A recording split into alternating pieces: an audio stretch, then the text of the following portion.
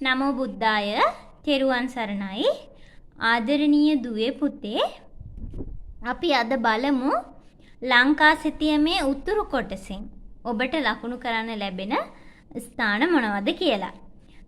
සාමාන්‍ය පෙළ ඉතිහාස ප්‍රශ්න පත්‍රයේ සිතියම් ලකුණු කිරීමේදී ඔබට ලැබෙන ලංකා සිතියමේ උතුරු කොටසේ ඔබට ලකුණු කරන්න ලැබෙන ස්ථාන මොනවද කියලා අපි බලමු. මේ උතුරු කොටසේ ඔබට ලැබෙනවා ඉස්සෙල්ලාම අපි බලමු මේ දූපත් ටික. මේ ලංකාවට ඈතින්ම පිහිටලා තියෙන දූපත ඩෙල්ෆ් දූපත. ඩෙල්ෆ් දූපතට ළඟින්ම පිහිටි පුංචි දූපත නාගදීපය. නයිනතිව් නාගදීපය. ඔන්න ඔබට ලකුණු කරන්න ලැබෙන එක දූපතක් තමයි ඒක. ඩෙල්ෆ් දූපත සහ නාගදීපය. ඊළඟට මෙන්න මෙතන තියෙන ලොකු දූපත කයිට්ස් දූපත. කයිට්ස් දූපතේ මෙන්න මේ පැත්තේ මෙන්න මෙතන තමයි ඌරාතොට හෙවත් සූකර තිත්ත වරාය තියෙන්නේ. ඌරාතොට හෙවත් සූකර තිත්ත වරාය තියෙන්නේ. ඊළඟට ඊට උඩින් දූපතේ හැමන් හිල් තියෙනවා.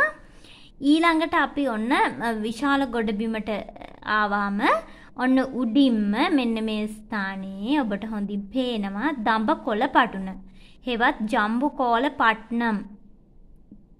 දඹකොළ පටුන වරාය තියෙනවා. ඊළඟට මේ මෙන්න මේ ඒ උතුරු කොටසේ මැද හරියෙන් කදුරුගොඩ විහාරය හෙවත් කන්තරෝඩය. කදුරුගොඩ විහාරය හෙවත් කන්තරෝඩය.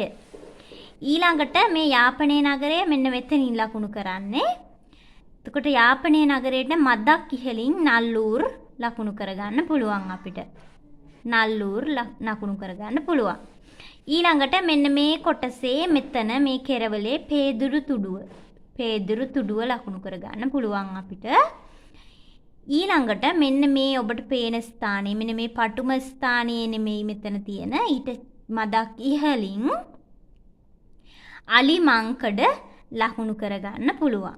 අලිමංකඩ ලකුණු කරගන්න පුළුවන්. ඔව්. ඔන්න ඔය විදිහට තමයි ලංකාවේ උතුරු කොටසෙන් ඔබට ලකුණු කරන්න ලැබෙන ස්ථාන තියෙන්නේ. මෙතන ඩෙල්ෆ් දූපත, නාගදීපය, කයිට්ස් දූපත, ඌරාතොට වරාය. එතකොට ඌරාතොට වරායටම තමයි සූකරතිත්ත කියලා කියන්නේ.